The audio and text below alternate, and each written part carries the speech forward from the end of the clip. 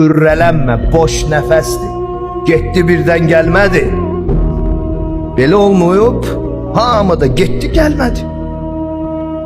Hansı birimiz nəfəsimizin sayını bilirik? Amma sayı var.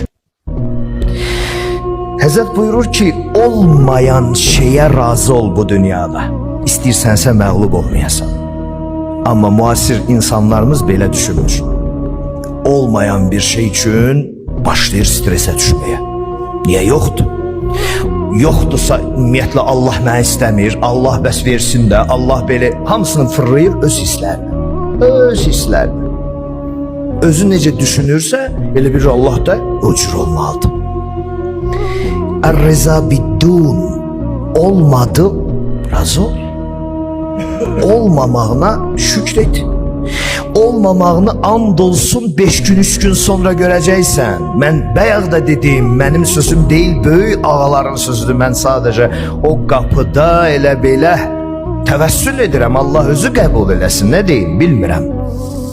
Olmadı, qəbul edir. Çünki bugün şikayət etdiyim bir şeyə görə sabah